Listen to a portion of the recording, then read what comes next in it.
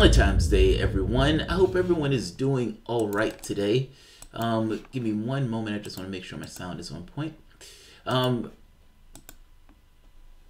spent this morning, in fact, not this morning, yesterday, I created a list of shows. So I have like 10 that I want to get through today. I don't think I'm going to be able to get through all of them, but damn it if I'm going to try. Which means that my pace may be a little bit fast through a few of these shows. Announcements, just for two. Patron Appreciation Show is going to be 1 p.m. on Sunday. My wife is also going to be joining me for that one. This is going to be, analysis by Mrs. and Mr. Thomas, Mr. and Mrs. Thomas. People seem to have enjoyed it last time, so she wants to come back. So she's going to come back for the Patron Appreciation Show Sunday at 1 p.m. Eastern. I have a doctor's appointment today, and that's going to be at 2 p.m. So I'm going to have to leave a little bit early, but I'll be back afterwards, and we'll continue with the shows from then. So there may be a gap where you won't see me for maybe a block of 2 hours or so today. That said, let's get to the first one. And God, I love this one. This is... Where do I start? Let's start here. This is Elliott Abrams. Elliott Abrams is a convicted liar to Congress, and a war criminal. I use that in a literal sense of the term. The Iran-Contra affair, going back to the Iran-Contra affair, he was convicted for lying about the Iran-Contra affair, but just as a primer, and I'm not going to go fully into detail, but I have a bunch of links at the bottom where you can kind of read through his kind of bloody track record, bloody history. But what it boils down to is Ronald Reagan wanted to supply, he wanted to arm the Contras to take down the Nicaraguan government. The Nicaraguan government had just been taken over by a socialist party. And in doing so, Congress told him no. In fact, Congress went so far as to pass the Bolin Act to prevent Reagan from doing that. Reagan went behind the scenes, essentially got weapons from Iran in order to funnel to the Contras. And he did this behind Congress's back. One of the guys who lied about this was Elliott Abrams. Abrams' history, however, goes beyond that to supporting bloody coups and regime changes, not to mention hiding massacres in Guatemala, Nicaragua, and Sandinistas. In one of these cases, or in more than one case, covering up massacres and lying to Congress while doing so. Essentially lying to Congress to cover up massacres. Just to put a finer point on it, this is... The Intercept does a really good job of going through his history, but that would be too extreme. This is the document. This is him admitting to lying to Congress. This is a guilty plea. So, just so you know it exists, it does exist. He did lie to Congress. He was convicted of lying to Congress about committing war crimes. He wasn't convicted for war crimes. He was convicted for lying about war crimes. Let's say it that way. The Trump administration has appointed a new U.S. Special Envoy for Venezuela, Elliott Abrams. Mr. Abrams was convicted of lying to Congress in order to hide the massacre of about 1,000 men, women, and children by U.S.-trained El Salvadorian forces. It gets worse. Abrams will be best known for his enthusiastic involvement with the Reagan administration's push to overthrow Nicaragua's revolutionary Sandinista government. He advocated for a full invasion of Nicaragua in 1993. Right here. Abrams was questioned by Congress about his Contra-related activities and lied voluminously. He later pleaded guilty to 2 counts of withholding information, essentially withholding information on how the Contras were being funded. But there's more. Like, this guy is a horrible, fucking disgusting human being. Like, right here. Advocated for overthrow of the coup in Venezuela in 2002. Worked to subvert the result of the 2006 elections of the Palestinian territories. But let's go to South America. As Assistant Secretary of State for Human Rights, Abrams sought to ensure that General Efraim Rios Montt, Guatemala's then dictator, could carry out acts of genocide. Those are legally binding words of Guatemalan United Nations backed Commission for Historical Clarification against the indigenous people of the Ixtal region of the Department of Quiche, without any pesking interference from human rights organizations, much less the United States government. Essentially, he was lying about dictators' activities, saying that this guy is great and you guys should not be paying attention to the war crimes that are taking place here. As mass killings were taking place, Abrams fought in Congress for military aid to Rios' bloody regime. He credited the murderous dictator with having brought considerable progress on human rights issues. Abrams even went so far as to insist that the amount of killing of innocent civilians is being reduced step by step before demanding that Congress provide the regime with advanced arms because its alleged progress needed to be rewarded and encouraged. Think about that. These guys are committing massacres of innocent civilians, and he's pushing Congress to give the person who's committing these massacres more money. In one village during the latter's reign, the army herded the entire population into the courthouse, raped the women, beheaded the men, and took the children outside to smash them to death against the rocks, according to Inevitable Revolutions, Walter Lefebvre's classic history of the United States and Central America. Now, Abrams, during this time, was saying there is nothing to see here, folks. And anybody who was saying there was something to see, folks, he was denouncing them. Abrams lied outright in a letter to the editor. When the New York Times came across this, the New York Times published a story about this. Abrams lied outright in a letter to the editor, even citing an imaginary story in a non-existing newspaper to insist that the man's murder had, in fact, been reported.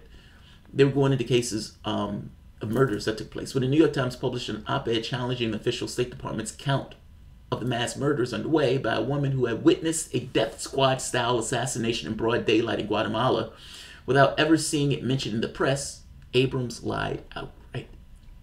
The guy is a flagrant liar and has no compunction about backing regime change, even when it's, for the most part, massacring of civilians.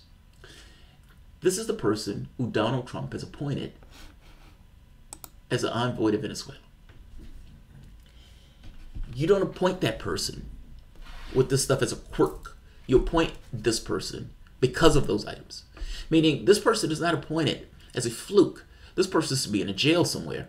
Fact of the matter is, he's appointed because of those things. I always make this argument that people are policy. If you want to know what people are doing, if you want to know the intentions of a person who's in power when they're appointing a person, look at what the person has done in the past. People are policy. What that person is, and what that person has done in the past, for some degree, has helped him get the position that he's in now. When you're looking at bloody Gina Haspel, you're like, oh my God, the person is a war criminal. She was essentially torturing people and then destroying the records of the fact that she was torturing people in the black sites in Thailand. She doesn't get the position in the CIA in spite of that. She gets it because of that. I say the same thing is true with Abrams here. Abrams gets this position not as a quirk of those things, but because of those things. And it gives you some context to what Donald Trump is trying to accomplish in Venezuela. People are policy. Second point. This is, come on.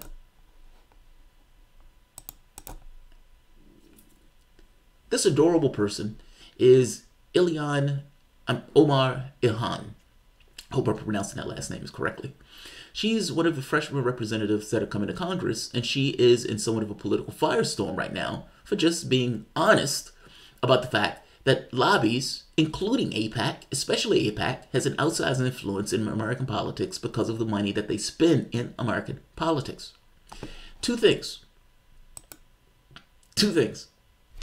First, she is clearly the most adorable woman in Congress. Oh, full stop. Full stop. The second point, and the second point being, I guess, more pertinent, multiculturalism or cosmopolitanism. There's this thing that we prize in our society of just kind of cosmopolitanism, where we have, in fact, let's call it multiculturalism in a political context, where we prize people, at least some people do, raise up this thing of identity as being a very important aspect of politics, essentially people seeing themselves represented in their political leaders. Now, I would argue that there are things that impinge upon this, like class, but taking class out of it for the moment and just dealing with this idea of identity and multiculturalism, there is something to be said about this. Meaning, who you are is going to be informed by where you come from. Again, assuming that nothing is impinging upon this. like issues of class. Meaning you have $1 billion in the bank, your race matters less because of the fact you have $1 billion in the bank. I'm talking about just people who get into Congress or political positions, or for that matter, even whatever, but get into certain positions, how they were raised. Meaning in the larger sense, meaning as being human beings, being Americans, maybe being of a particular race, a religion, gender, sexuality, any of those things. Those things inform the opinions of the individual because their context of the world is going to be somewhat different and tweaked by the fact of those various identities. Meaning how you're raised affects how you see the world. The things that impinge upon you, the things that have affected your family, your friends, things that have affected people like you in the wider sense of the world. Those things affect how you look at the world, and those things are important in regards to the legislation that you pass, because again, you're passing those things informed on who you were. I say that to say this. Ilhan, she's Muslim, as far as I understand. I mean, for fuck's sake, she's wearing a hijab. And from that perspective, and from a perspective where various countries have been set on fire across the globe, from our attacking those countries, it would be odd if she didn't take a certain tact against interventionism, if that makes sense. Like me being an African American, when I look at the world, I tend to look at the world from the standpoint of being more empathetic to groups that are being subjugated in the areas to which they find themselves. I mean, part of this is, explain my association with Palestinians. I mean, granted, they're being brutally occupied, but there's an empathy in me that goes to that to some degree because of my own shared experience here. And the history of African Americans in this country. I guess I'm making a point that the same thing is probably true about her. She would probably have a certain tact of the world. Now, for all of this talk about multiculturalism, you can't have multiculturalism without multiculturalism. Meaning you can't have multiculturalism while simultaneously saying that we don't want the views and perspectives of these particular individuals that run contrary to the official narrative of events. Essentially, we want you multicultural, but we want you to shut the hell up about your experiences. That's not going to happen. You can't have it both ways. You can't have Pepsi without the syrup. I make the same point about this. The new crop of congressmen, when the Democratic Party is screaming about multiculturalism and everything else, and then try to shut up those people when they push back against the official narrative, is somewhat sad and pathetic. And that's somewhat of a detour, and I'm not going to go that route, at least not in this video. The video that I want to show is she gets the opportunity to question Abrams. Abrams is coming up to questioning in regard for that position, and as these guys are having a hearing on this, she gets to ask questions. And God, she knocks it out of the park. Oh, she knocks it out of the park. So this is an explosive. To be truthful. She gets to question him, and with her focal viewpoint of the world, questioning him, and he doesn't like it. Oh, it's awesome! It's an awesome clip. Let's take a look at this. This is Ilhan questioning war criminal and convicted liar to Congress, Abrams. And she asks the question that I would ask. The most pertinent, easy question on the tip of your tongue. People are policy, and if people are policy, is this the policy that you're going to run through in Venezuela in the same way you ran through in El Salvador, Guatemala, and Nicaragua? Straightforward. You're a war criminal in those situations. Are you going to commit war crimes here? God, I love it, I love it, I love it. I love the gumption. It's fucking awesome. And it's the most pertinent question on the world, in the world. Let's take a look.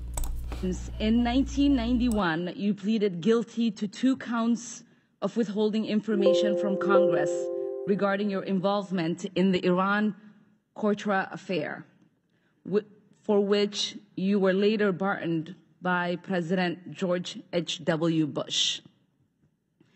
I fail to understand why members of this committee or the American people should find any testimony that you give today to be truthful.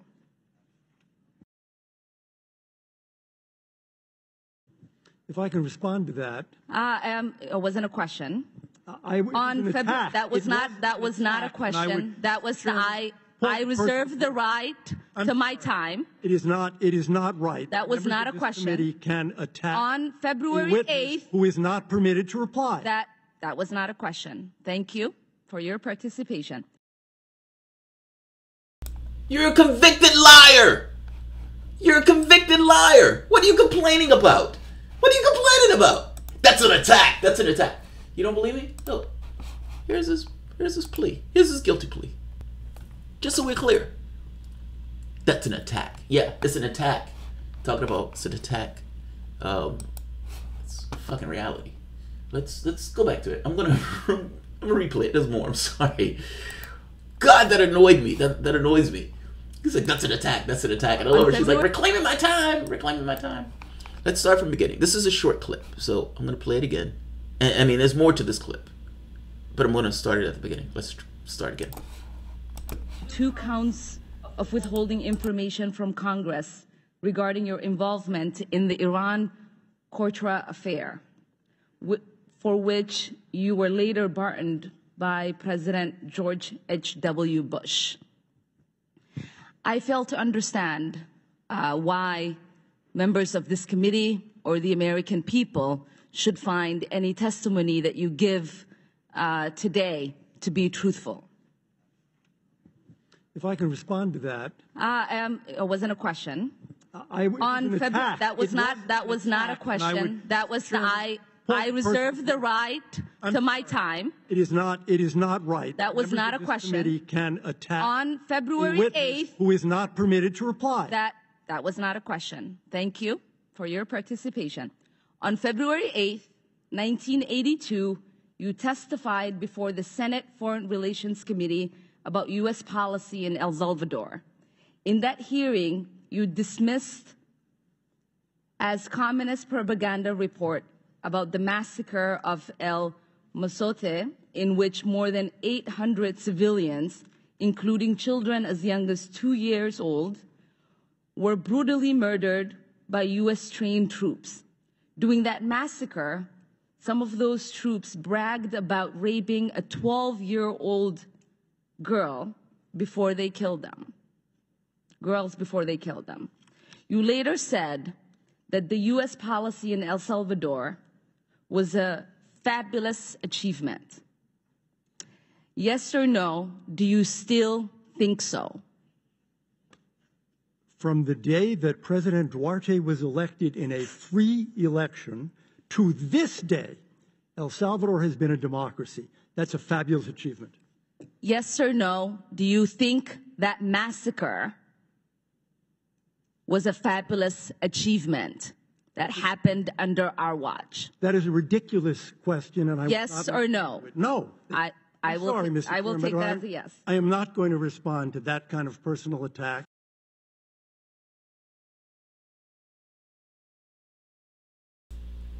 What was the attack? I mean, what she was asking was true. In fact, not just what she was asking was true. I mean, he didn't answer that question. He didn't like to answer that question. He didn't like that question at all. The fact of the matter is that he couldn't answer that question because what she was saying was right. The dodge of saying that they're a democratic government or whatever else is kind of secondary to you were pushing forth massacres in these countries, and you were backing these guys as they were committing massacres in these countries, and Donald Trump is appointing you to this position. As he appoints you to this position, will you do the same thing that you did in the other countries when you were appointed into government, 30 years ago? Or for that matter, when you were taken on in the Bush administration as an advisor or a part of the Bush administration. I guess the question becomes, what if she's asking him is pretty basic and straightforward, even though he doesn't necessarily like the question. Will you also be on board for massacres if it accomplishes your political objectives in Venezuela? Yes or no? The answer to that question is probably yes, especially if he's going to have the backing of the political establishment, bipartisan, that is okay with this. Fucking A for her. Good job for her. Good job for her. Let's see, who's here? I'll give 1 or 2 questions before I head out. Before I go to the next video. American soldiers have committed many war crimes. Edward Klein, yes, that's true. Fact of the matter is, though, these were American trained soldiers. We helped in some of the coups. The CIA helped in some of the coups in the various countries in South America. But related to Abrams, specifically related to Abrams, they were American trained. Meditating Jesus. They got rid of pedophiles in the USSR a long time ago because the church condones console sold on behalf of the... Okay, I have no idea what the context of that.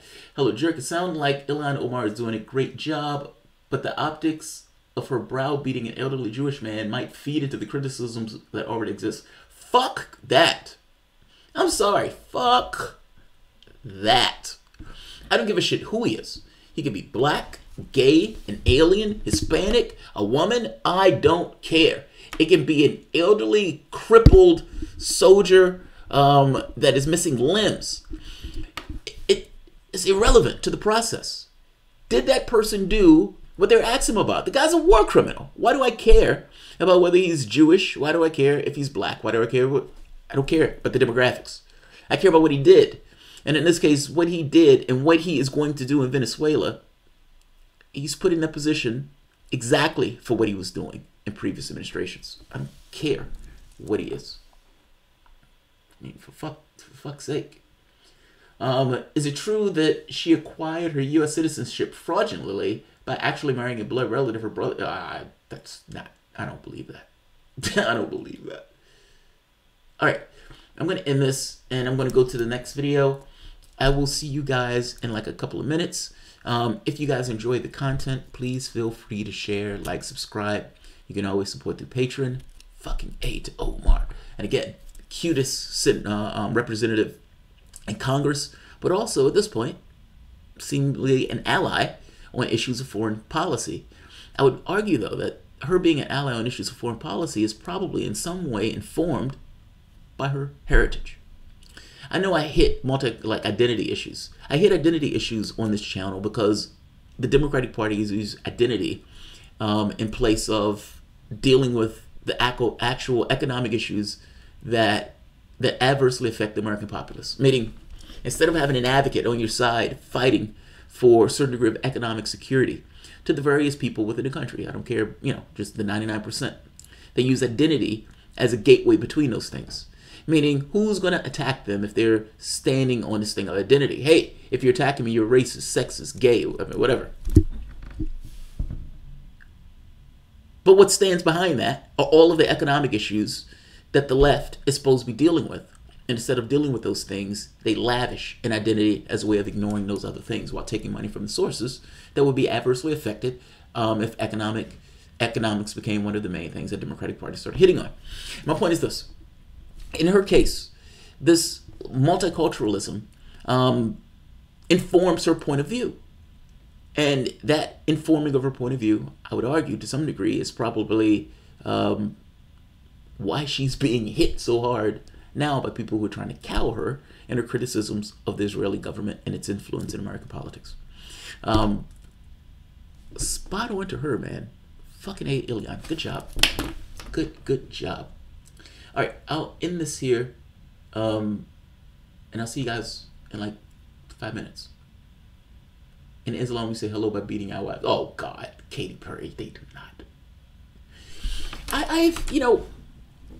I've been to various Muslim countries. I've been to Egypt. I've been to Jordan. I've been to,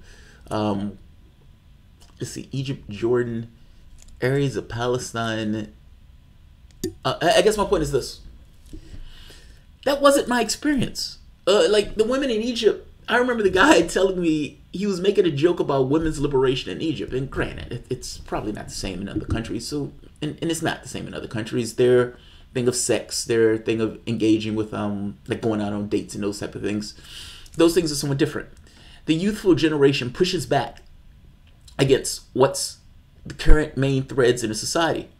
All societies have the things that they struggle and push back against. And in their case, their struggle in this case for liberation deals with a religious context.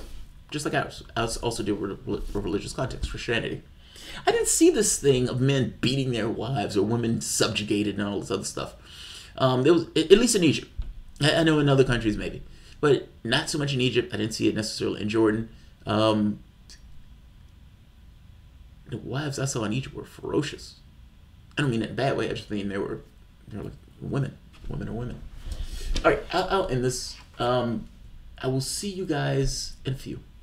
Thanks all.